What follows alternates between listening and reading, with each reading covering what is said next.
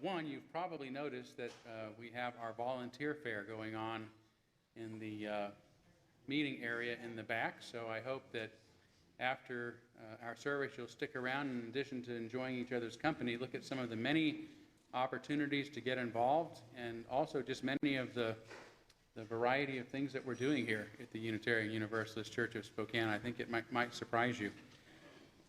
So check that out. And then also, there is a workshop after the service called Whose Voice Is It Anyway?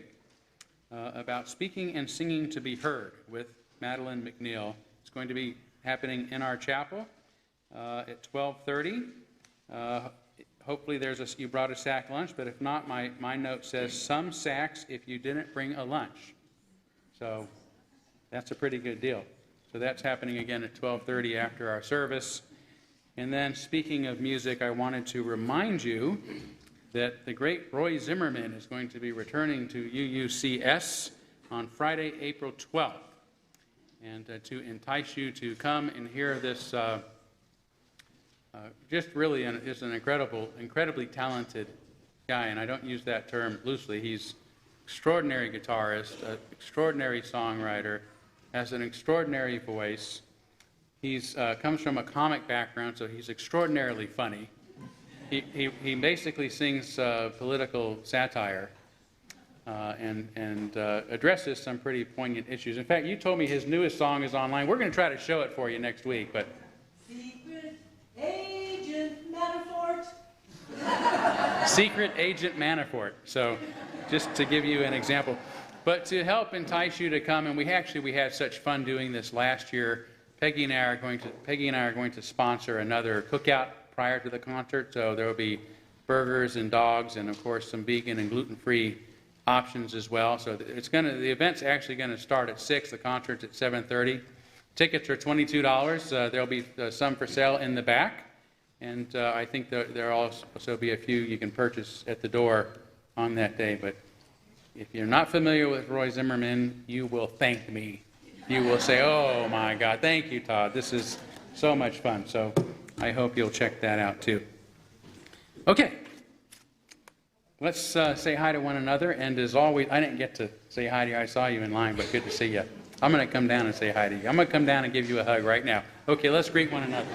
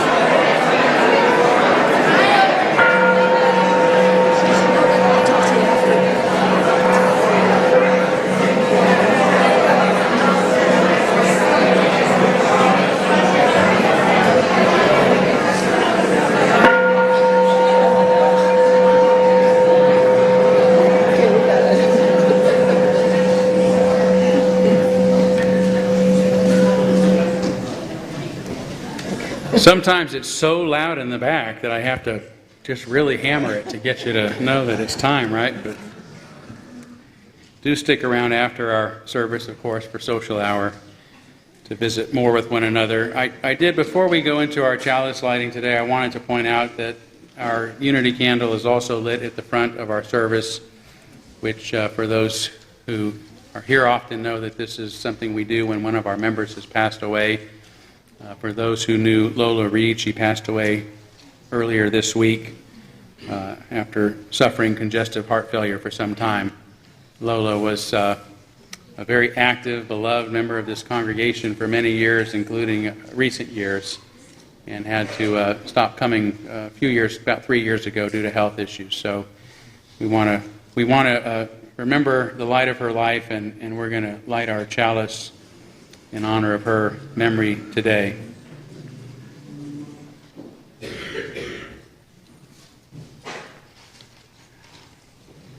We light this chalice, the symbol of our faith, the symbol of our unity and our solidarity, of our openness and our inclusion, of our community and our individual uniqueness.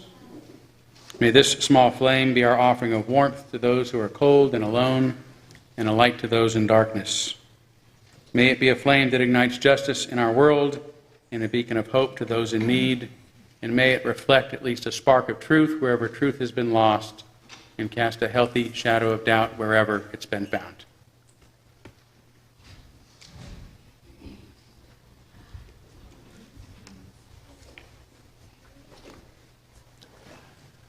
Our opening reflection today is Make Peace with Imperfection, from the book Don't Sweat the Small Stuff by Richard Carlson.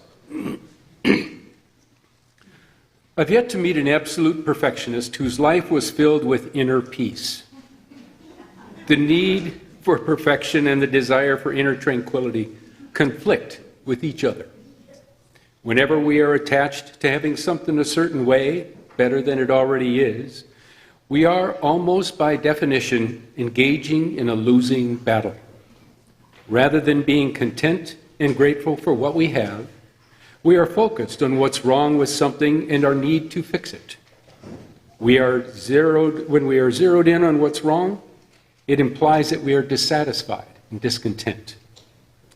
Whether it's related to ourselves, a disorganized closet, a scratch in the car, an imperfect accomplishment, or a few pounds we want to lose, or someone else's imperfections, the way someone looks, behaves, or lives their life, the very act of focusing on imperfection pulls us away from our goal of being kind and gentle. This strategy has nothing to do with ceasing to do your very best, but with being overly attached and focused on what's wrong with life. It's about realizing that while there's always a better way to do something, this doesn't mean that you can't enjoy and appreciate the way things already are. The solution here is to catch yourself when you fall into your habit of insisting that things should be other than they are. Gently remind yourself that life is okay the way it is right now. In the absence of your judgment, everything would be fine.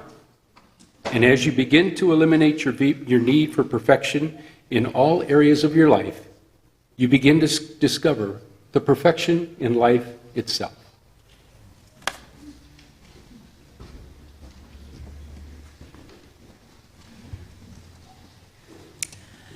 Today's first in-service hymn is one we haven't sung a lot lately. It's got a beautiful Irish melody, and it does have 5 verses. But I love it because it encapsulates 5 core values that I think are really important to our church. And it's kind of like an encapsulated sermon in itself. So please rise and as you're able and sing 298, Wake Now My Senses. The whole thing? Okay.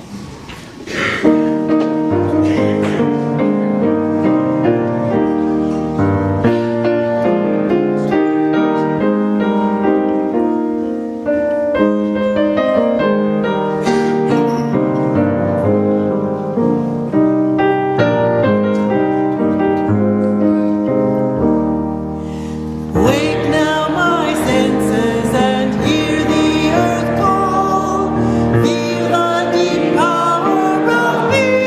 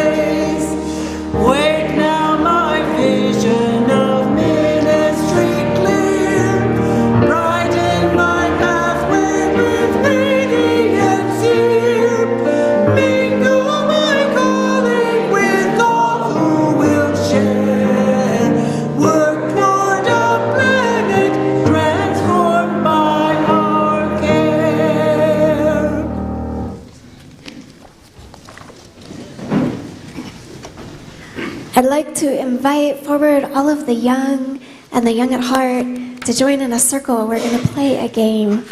All right. The young and the young at heart can tower over me. So that may be one of you. Come on up. Let's play a game. Would you like to play? Okay. Will you all stand up with me? You can try to tower over me too. Excellent. Come on down.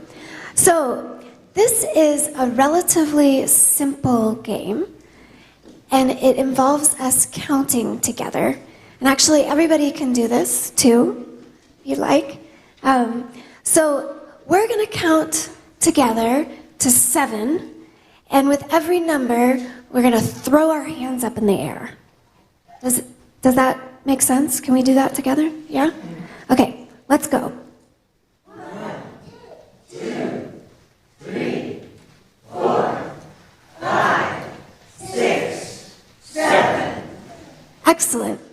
There was no 8, it's just 7. You guys didn't see it, but lots of people raised their hands on the 8, the silent 8. Okay, so now, just those of us standing up here in the circle, we're going to do it a little differently. We're still going to count to 7, and with every number, the person saying the number throws their hands up, but only one person speaks at a time. So one person will say 1, and then another person will say 2. Does that make sense? All the way up to 7? Do you get it? Okay, now if 2 people say a number at the same time, then we have to start over at 1. Oh yeah, and another rule we learned this morning, it goes in order. So 2 comes after 1, 1, 2, 3, you know the traditional order. Okay, so are you guys ready? Okay, go. 1. That was a lot of ones all at once. So we have to start over. Go. That was still 3 ones at once. So only one person at one time. Okay, go.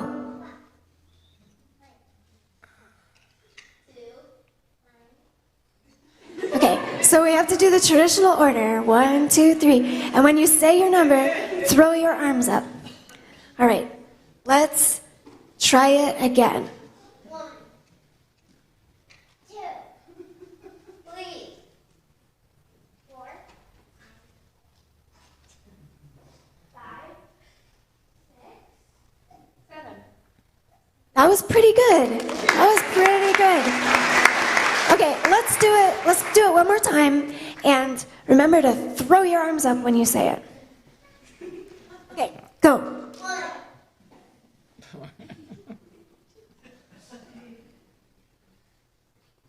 2, 3, 4, 5, 6, 7. All right. Okay, I think we did pretty well. Give them a round of applause. Okay, now we're going to try something, and we're not going to be perfectionistic about it, but we're going to ask the congregation to do it all together. And so will you guys come stand with me so you can see the congregation? So we're going to be the monitors. And we're going to ask the congregation out there to play the game. And so when you say your number, you need to throw your arms up so we can see it. And everybody up here, if you see 2 people throw their arms up at the same time, you have to say stop, and then we have to start over at 1.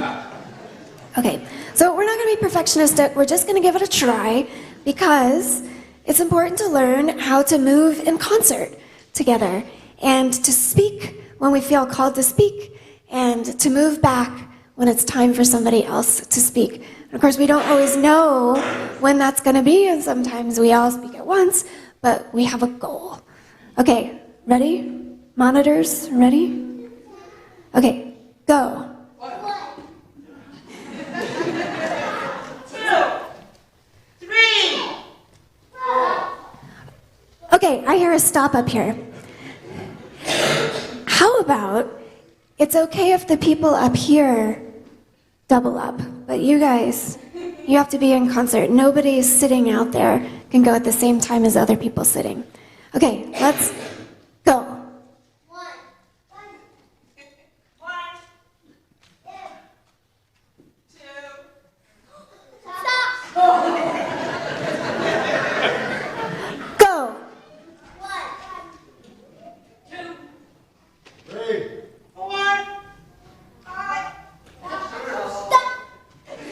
Okay, let's try it.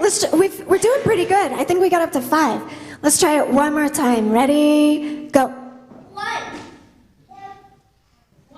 2, 3, 4, 5. All right. We made it up to 4.5. So thank you all very much. Let's give ourselves, all of us, a round of applause.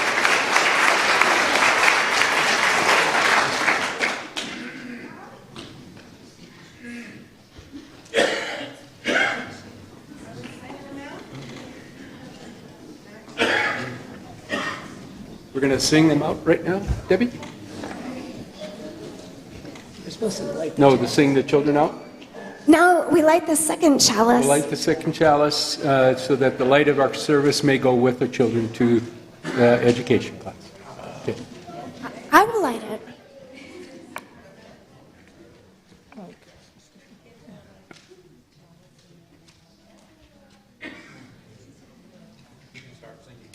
Go ahead. Okay.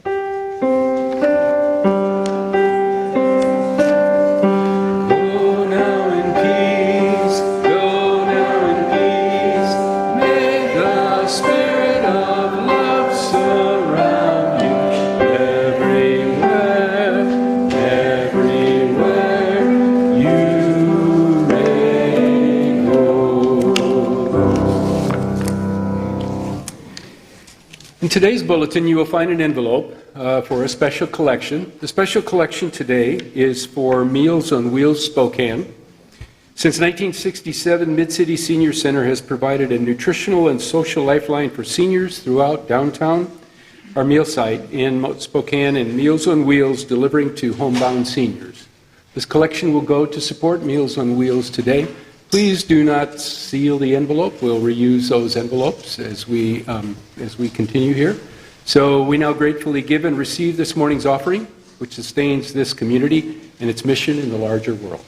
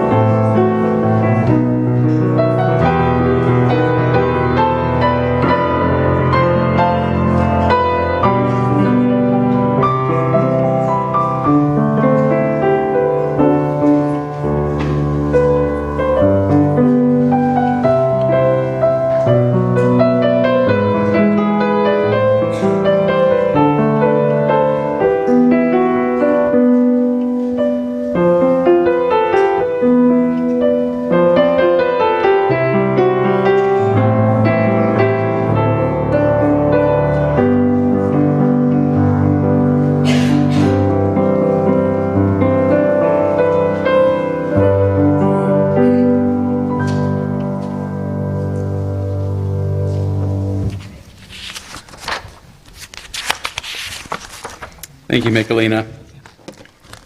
We're now going to kindle our candles of care for those who are most on our thoughts and minds this morning. I want to begin with a candle for Jean and Gordon Larson, and their son Patrick, whose partner of 17 years, Winnie, took her own life on March 21st after suffering several years of depression. So we want to keep their entire family in our thoughts. Gene, Gordon, we're thinking of you guys. And a candle for church member Devon Grayer Bill, whose grandson Jack, as many of you may recall, has been dealing with lymphoma for the past couple of years now, is undergoing treatment, and very recently his father, her son Andrew, was also diagnosed with lymphoma, so they are both currently undergoing treatment in Seattle. Devon's there, so we want to keep all of them in our thoughts as well. A candle of care for Barbara Clapp, who is going to be having a second heart ablation on March 25th, and ask for a candle accompanied by your positive thoughts. And then a candle for our friend Tom Schmidt, who has been in the hospital with pneumonia, actually, while he was away visiting Ashland, Oregon. I think I got a message yesterday saying that he's back or on his way back to Spokane, but please keep him in your thoughts as well. So let's take a moment of silence on behalf of others, and as always, you'd be welcome to name them aloud at this time if you'd like. Families on the border.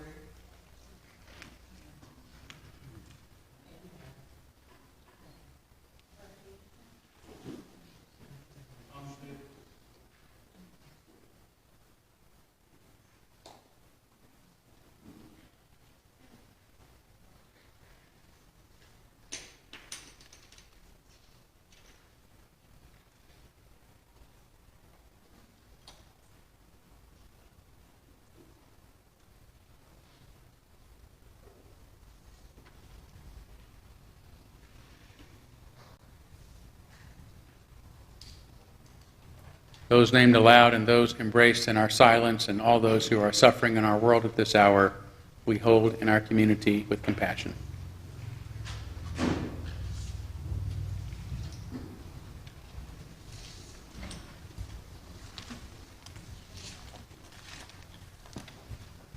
For our meditation today, we will do something a little bit differently. I'll be reading a poem by my father-in-law, Nelson Ottenhausen. And as we go through this poem, we'll have several periods of reflection.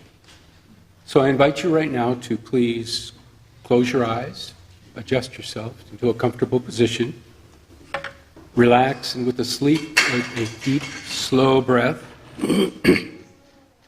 reflect on these words from the poem called The Search. We are self-ordained to search for something. Sometimes we do so in the past, sometimes we do so in the future, but seldom do we do so in the present, for that is where everything happens.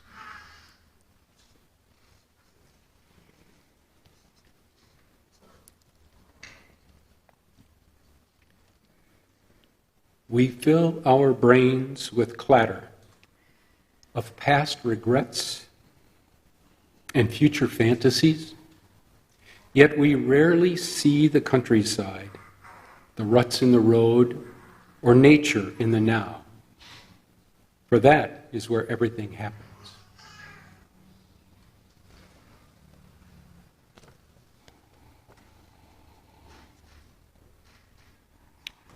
We are not always aware of the trees, of the flowers, or that we even breathe. We pay little heed to our immediate existence and remove ourselves from the moment of living, for that is where everything happens.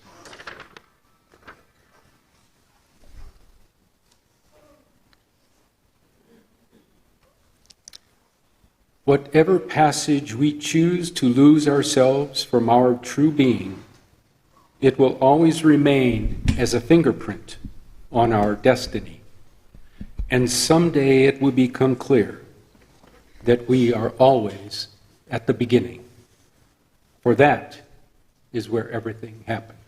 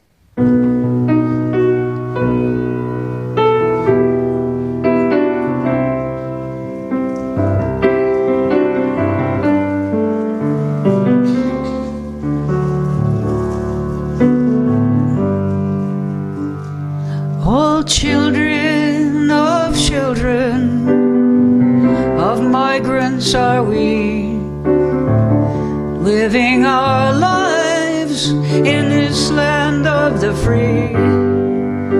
We protest injustice however it goes, and stand with our sister and brother Latino. Divide and conquer just goes so far, till people wake up and see where they are.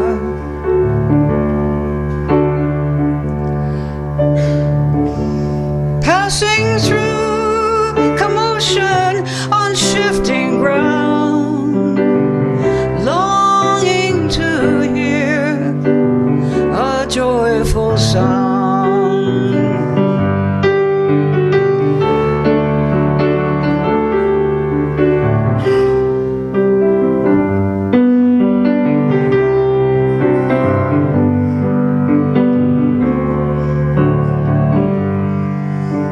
The wind in the pine trees, a river running wild.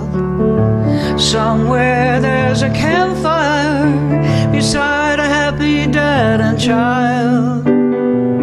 Smoke drifting skyward in a sunset glow.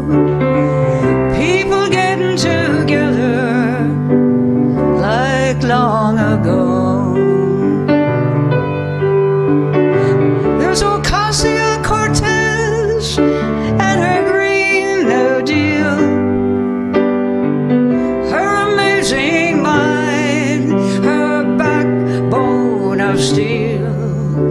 Teachers and nurses, millions of girls and boys, getting out and marching and making some noise.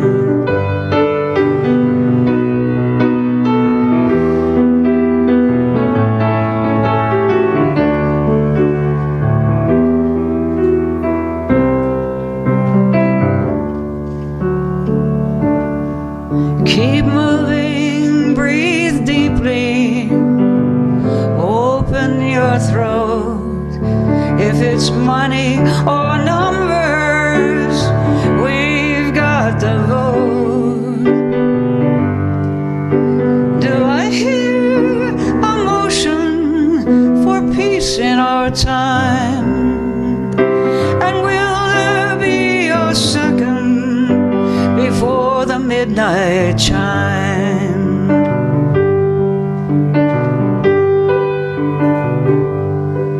In the springtime, children are racing their new blades, blowing lots of bubbles down in the glade. The lilacs will be blooming then, feel a summer breeze. We'll be picking ripe tomatoes before the winter freeze.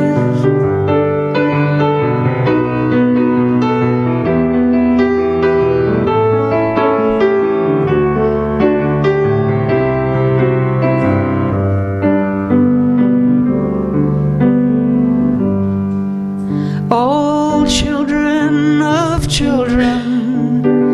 of migrants are we. We found a home in the land of the free. We protest injustice however it goes, and stand with our sister and brother Latino, and stand with our sister and brother Latino.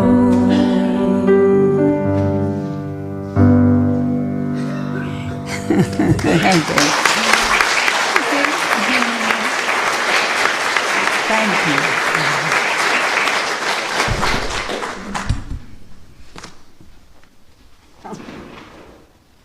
Thanks again, Pam, for sharing your talent and another original with us. Well, I tell you, after that calisthenic workout we had during Children's Hour, I'm wore out, man. 1, 2, 1, 2, 3, 1, 2. No, that was fun. So this is a Sunday in which we have a conversations with Todd. And it's not really a conversation, it's really an opportunity for you to ask questions, maybe something you've been wondering about that I have not addressed, or something you're wanting to hear more about that I have addressed, something to that effect. So I don't like to deal with political issues, by which I mean church politics. I'm okay with outside, but this is a worship service, and we have other venues for discussing church politics. And also, I prefer that there not be any rhetorical questions, and a rhetorical question, if you're not sure, is a question that is really a statement, just so that I can get to as many questions as possible. So if you have a question, I would love to try to respond to it. Yeah. Oh, yep, right back here. You put your hand up like you were still playing the game.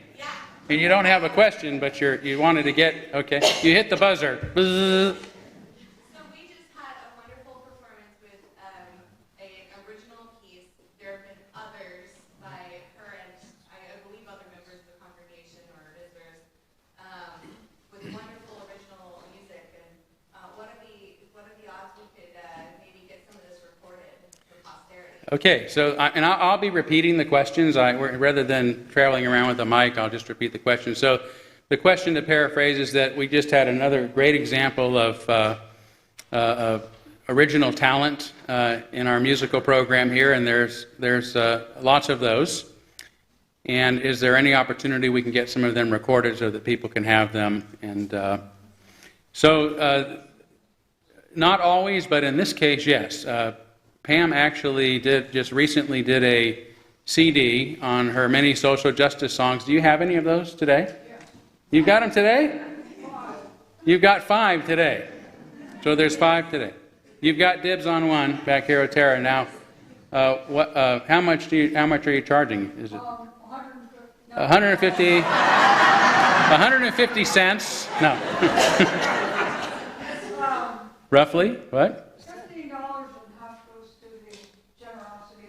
$15 and half goes to the generosity of the church. Are you kidding? That's very generous. Thank you. Okay. So we have a chance to make some money today. I'm not going to do the math in my head, but 15 times 5 divided by 2. Okay. Thank you. Okay. How about another? Yes. How and why did I decide to be a minister here? Okay, that's a good question. So many of you know I started off as a Southern Baptist. Many years ago I went to Baptist Seminary. I was ordained in the Southern Baptist ministry. I served one church for a little bit while I was in college, but otherwise never really served a Baptist church because once we agreed I was too liberal, I knew that my days as a minister were over, at least I thought. And so I ended up getting educated in communications and working in television and then corporate video production for about 16 years. During that time, about the time I left the Southern Baptist, I found the Unitarians and started attending. And then about 10 years later, I was ordained into the Southern Baptist ministry. And I served a church in Louisville, Kentucky for 12 years. Wonderful congregation, Clifton Unitarian Church. Established in 1917. Actually, it was established earlier than that, but it became Unitarian in 2017. Great story about that church is they split with the Lutherans. It was originally a Lutheran church, and originally all their services were in German. And then they started doing once a month, and then finally by the time I got there, thank goodness I didn't have to speak German, but they left over the issue of women's suffrage. If they were supposed to, according to the church, not allow women to serve on their board. And they said, well, this is screwy. What other rules do you have? And they looked at the Lutheran Book of Rules, and they said, well, we don't believe any of this.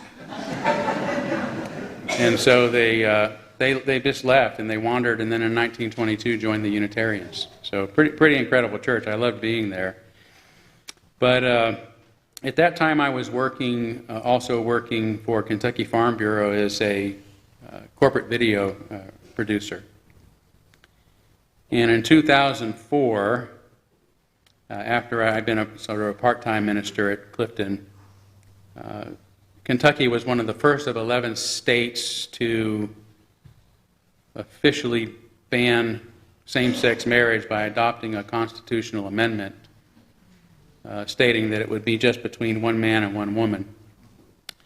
A lot of other states followed suit in subsequent years. So that following Sunday, I got up in the pulpit. That was after the November election, of course, when George Bush was not reelected again.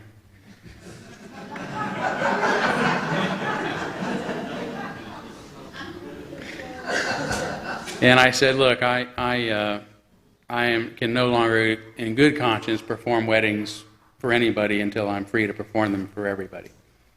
You know, we've seen that. That was the Jim Crow laws. Remember that? When there was a school in Kentucky, Berea, Kentucky. It's a real art school. All the tuition there is free. It's still around, but it was actually started around by a Methodist minister there, early part of the 20th century, and it had Native Americans, it had African Americans, it had white folk all going to school together. And when the Jim Crow laws came, they actually forced those students out, the non-white students. Can you believe this? It's unbelievable. So that's what it felt like to me. My state was now asking me to do on the issue of gay marriage or same-sex marriage, to basically perform services for those they told me that I could, rather than that my faith informs me I should. So that was in the news. Minister says no more I do's. The place I worked for wasn't very happy. They fired me. And so I fumbled along for about another 6 years at Clifton and just wasn't able to make a living. The kids were getting older, about to go off to college, and I realized, plus I was finishing my doctorate, and it felt like it was time to maybe move on and find a congregation that could support me. And I started going through the process. There was more than one congregation that was interested in me, and really some wonderful congregations. But when I met the search team, when Peggy and I met the search team for the first time, we just knew that this was it. And the reason for that was some of the other congregations, as wonderful as they were, their search team seemed a little intimidating, like a little frightened. Well, what if somebody wants to get married and you're not willing to marry them? That kind of stuff. They were a little intimidated by the kind of prophetic stances I've taken, and not that they backed away. I mean, they were attracted to it. I'm not putting them down, but this search team was not. They were like, yeah, we're going to do this. And I'm so proud to be able to tell people, when I came here, the Spokane Unitarians didn't call me despite my stand on marriage equality. They called me because of it. And that we were all in it together. So I knew this was the congregation for me. And fortunately, they knew the same. And that was in 2011. And that was in July of 2011, so almost 8 years now. And the wonderful thing about that, you see, I go on so much, but so I was this pulpit, not this physical pulpit or this physical church, but the Spokane pulpit is a historic pulpit because it was the pulpit of John H. Dietrich. John H. Dietrich is the founder of one of only two philosophies that came out of the United States. One was pragmatism, and the other was humanism. And John Dietrich, who came to us as a heretic from an offshoot of the Lutheran tradition, discovered his humanism here and went on to become one of the signers of the original Humanist Manifesto. Of the 13 signers, 6 of them were Unitarians.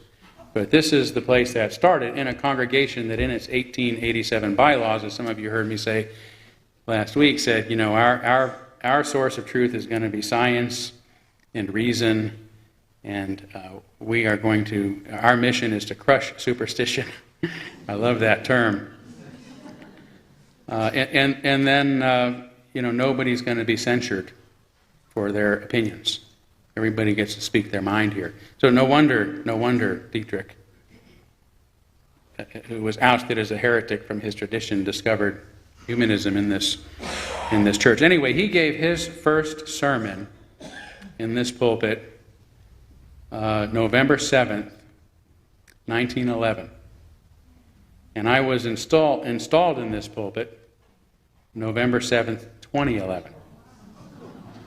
I am the reincarnation of John Dietrich.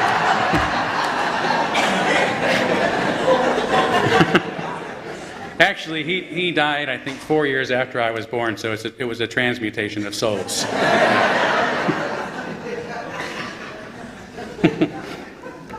Okay, so we have time for another half question. Yes, Betsy. Several months ago, Todd, you were talking about, I think it was in the context of taking down all of those, all of the Civil War symbols in the South, speaking of Southern Baptists, which I kind of grew up to. And you described political correctness as a slippery slope or a difficulty for the liberal side of our, divide, I guess, that we're in. And I've tried to repeat this argument, and I would like you to expand on that a little bit more so I can refresh that for going forward, if you can.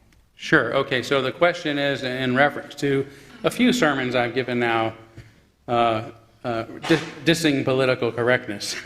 That's a real paraphrase, but particularly in regard to how we're responding to racism in this country, which is a huge concern for me. Racism, it's a huge concern.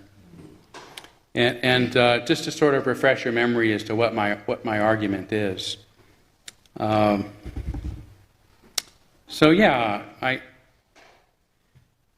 What bothers me about racism in this country, of course, there's these really overt expressions of racist attitudes that have been reawakened by the buffoon that is in the White House. No offense.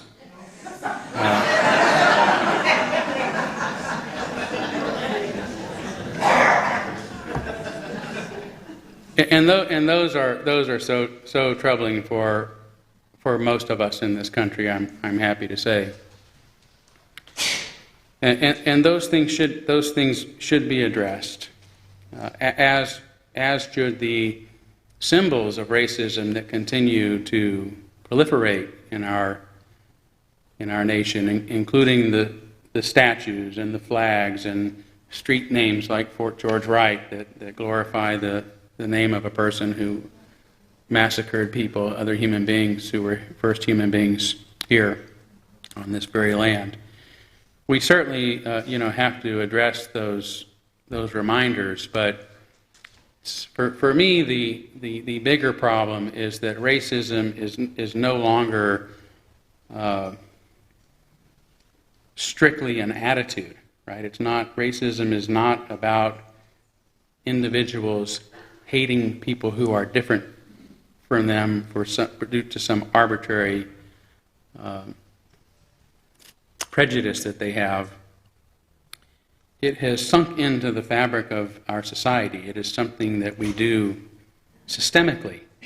And so there are lots of racists. I distinguish between racist and racism. There are lots of racists in this country who are utterly powerless to impact the systems around them and institute their hatred into how we do things. And there are lots of folks in this country, I would count myself as one of them, who is not a racist but regularly participates in racism, because racism is the institutionalization of a 500-year-old idea in white supremacy that has not yet left our systems, and it has resulted in discrimination, particularly against non-whites, particularly against African Americans in this country, in all of the social markers of welfare listed by the United Nations, what they call the social welfare indicators. So those are going to include things like health, education, income, employment, housing, and several others. And the tragedy is that those numbers have not gotten any better since the Civil Rights Act was passed. So when we think that suddenly we're taking on racism anew by tearing down its symbols, my fear is that we end up whitewashing the language, right? That we essentially say, oh, there's no racism here. We've gotten rid of all the symbols now. And it's like this new fight, like we're fighting for control of the expression of ideas. You know, of course it's disturbing to see Nazis marching through our streets. And I don't think there's anything wrong with people counter-demonstrating it, or as long as they're not doing so violently and whatnot, or absolutely forbidding those people from speaking their ideas in a country where they're supposed to be able. That's my opinion. But more importantly, I think it is, you know, it's like the abortion issue, right? If you want to decrease the number of abortions in this country, then support Planned Parenthood. Yeah. Right? Support sex education. Support contraception. Those are real institutional things that can make a difference. If we want to really end racism in this country, then we are going to need to address those institutional realities that are not perpetuated by racists, but by racism that has just never really fully been addressed. We have to really address racism because it's gotten into everything. It's underneath everything. We're starting to address it because of the terrible shootings that have, by the way, been going on forever. Just because of the advent of cell phones, we're now starting to be able to record some of this stuff. But these things have been happening for a very long time, and we're starting to address what's been going on in the criminal justice realm because of the disproportionate minority confinement in this country. And as I've said in the past, and I'll say it again, we need to grant amnesty for those who have been, in my opinion, unjustly imprisoned by a concocted drug war for the purpose of getting certain political party elected. We need to restore their dignity. We need to restore their freedom. We need to make reparations, financial reparations, and expunge those records and beg for their forgiveness for what we have done to get people elected in this country. Those are systemic realities. So when I see people feeling great because we're going out fighting dragons, we're tilting our lances at the windmills, hey, we tore another statue down. All we do is get rid of the evidence. It's unintentional, that's not what we're trying to do, but we've got to be deeper. What we do has to be practical, it has to be real. So, yes, Dave and then Jacob, and then we'll... Oh.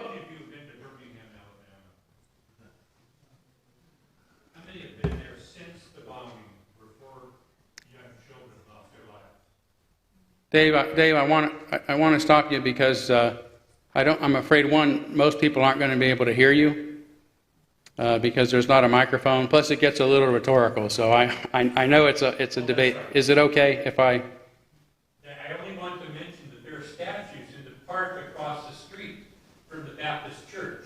Statues in the park across the street from the Baptist church in Birmingham? That's correct. Okay. And they reenact what happened during that period.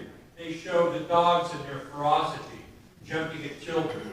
They showed the fire hydrants that are there, hosing down Afro-American people to disperse from the revolution that was occurring there. So I agree with you. I think those statues need to remain as a reminder of what we should never do again. Yeah, certainly if they can be contextualized that way. Thank you. Jacob, I'm going to give you the last question, buddy. Yeah, we all know how active you are when you really walk the walk, but what I want to know is, what do you do for self-care? What do I do for self-care? So he's saying I appreciate how active you are and walk the walk, and what do I do for self-care? I'm active and I walk the walk, brother. Because that's what keeps us going, right? And I will tell you, I do this. There's nothing that gets you in more trouble than trying to do the right thing. There's nothing that earns you more enemies than trying to do the right thing. And there is tremendous pressure to just shut up, to just let it go. And that's, even on issues like this, because there's tremendous pressure in a politically correct world not to say what I just said. But I'm going to do it anyway. And in our denomination right now, we've succumbed to the same kind of political correctness that I would call identity politics. I'm not going to go into that too much right now because I'm running out of time, but I'm going to be speaking about that.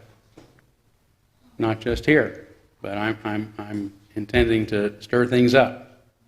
So be ready. and so that's what that's it. That's it. I don't have a singing voice, but I have a voice, and I'm trying to use it to the best of my ability. And quite truthfully, that's what turns me on, Jacob. So this is what keeps me healthy. It's what keeps me going.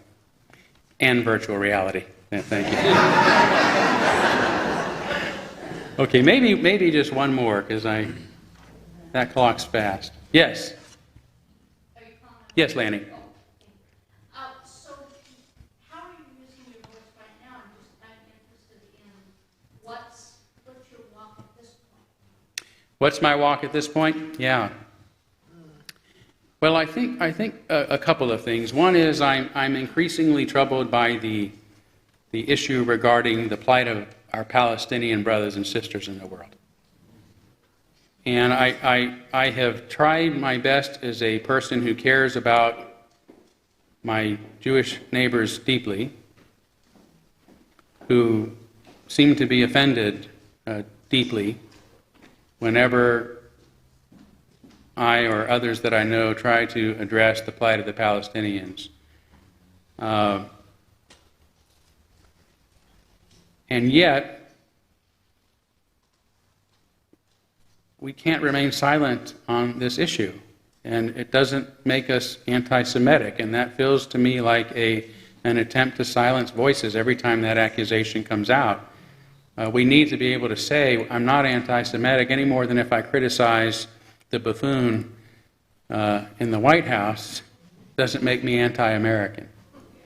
But it doesn't matter. I could argue that, I've debated this terms, and you get lost in the weeds. The Palestinians are suffering. And it needs to be addressed just like every other social justice issue. So I'm going to be addressing that. It causes problems for me and for us, and I hope as a congregation we'll be addressing it too. My plan, actually, some of you remember we were going to have a movie here, Occupation of the American Mind, and when I discovered that it had brought protest from the Jewish community to another congregation in Massachusetts, I said, well, the congregation needs to be aware that this might happen here. So let's get together, have a congregation, vote on whether or not we want to show this film. There was a terrible shooting the day before we were to have that special congregational meeting, and we decided, out of respect, we would forego that for the time. What we have, since then, just a couple weeks ago, part of our Meaningful Movies series, which is a series of social justice movies we've subscribed to, our social justice team and our UUs for Justice in the Middle East showed a film entitled Imprisoning a Generation, if I remember right. Does that sound right? Yes. And this was a film really about children, 10-year-olds to 14-year-olds that are being arrested, incarcerated, imprisoned, treated as Palestinian children, treated as criminals at that age. And this is something that we've already received. Our board just received a letter from this week from our neighbors at the temple expressing their concern. So, this is something that we continue to deal with every time we bring it up. My plan is, rather than make it something between ourselves and the Jewish community, is to invite, I ended up getting over 70 letters of support when we started talking about the occupation of the American mind. Many of those, about a third of them from people in the Jewish community, about a third of them from people in the Palestinian community, about a third of them from Unitarians and then other people of faith. And what it made me realize is that, oh my gosh, there are an awful lot of Jewish voices, including Jewish Voices for Peace. So what I would like us to do is to have a weekend in this church where we invite Jewish Voices for Peace to come and lead our whole community in education and conversation about this, and invite, of course, our friends on the South Hill at the synagogue there to come and be part of it if they'd like to. But this way, we can feel like we're bringing in as many voices as possible.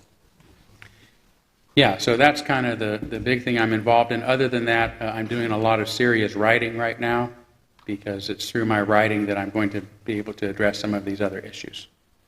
Yeah. So, okay, one more, Eleanor. And then, yeah. You gave a wonderful talk a week ago on the cost of war right here at the church with veterans of peace. Thank you. Yes, It was very informative. thank you. The Peace Justice Action League of Spokane sponsored what was it? A seminar or a panel discussion? Thank you. That's the best way to describe it. To discuss the impacts of war and militarism in our country, and I was invited to be on that panel and addressed really the oddness of the military defining what the age of adulthood is in this country. The age of military service has roughly been between 17 and 21, but mostly around 18 since the United States anyway was founded. And the age of adulthood, oddly, has been 21, right, legally. And then in Vietnam, when this became an issue, they decided to lower the voting age to 18 rather than the legal age to 21. So just to be defined militarily, for maturity to be defined militarily, is really odd, and I consider it childhood conscription myself when you conscript people who are not mature enough to be in a war situation into your military service. We now have science and biology and neurology telling us that we really don't get our executive function and our empathy and our risk aversion until at least 25.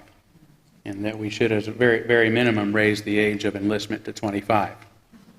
That would, yeah, so that was what I said there. So, okay, that's probably enough. We're about 5 minutes over. Thank you all so much for being here. Thank you.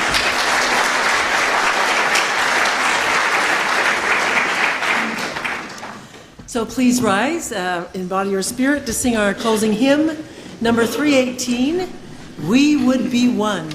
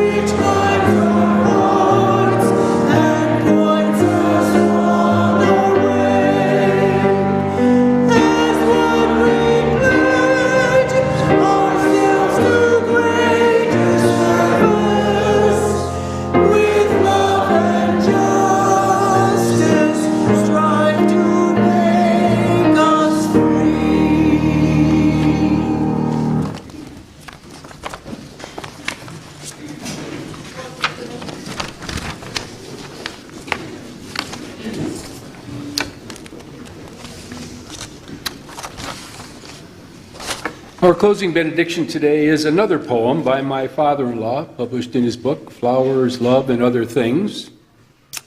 Nelson Ottenhausen wrote this called Prayer.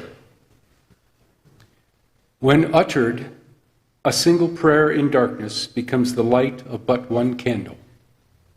A multitude becomes the sun. Amen, blessed be, salam alaikum, and shalom.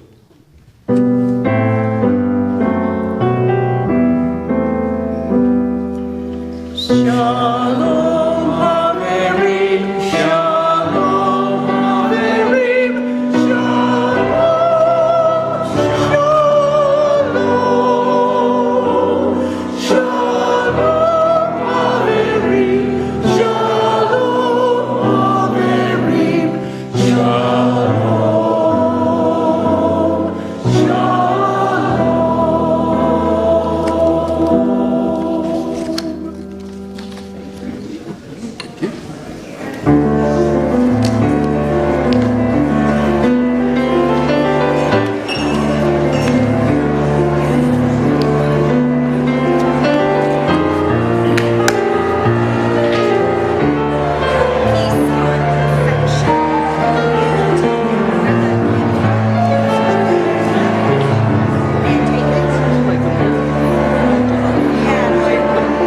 Since this book it's from a book called Don't Sweat the Small Stuff.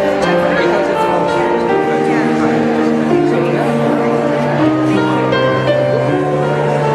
How you doing? You did great. Thank you. I'm gonna, it's my father-in-law. My wife's, he was a lieutenant colonel in the Army. He's still been an author. Where did he grow up? Northern Illinois. He now lives in Florida. Still alive. Yeah. Yeah. He's 82. 82. I'm supposed to mention my wife told me about this. But no, he's and my wife and I are going to see if we can get some more focus here. If anybody has any questions. What the first thing you might list out? Oh, make these with imperfection? Yeah, not the first poem. Your first The open reading. Yeah. So that is it actually is a little segment out of a book called Don't Sweat the Small Stuff, because it's all small stuff. It's by Richard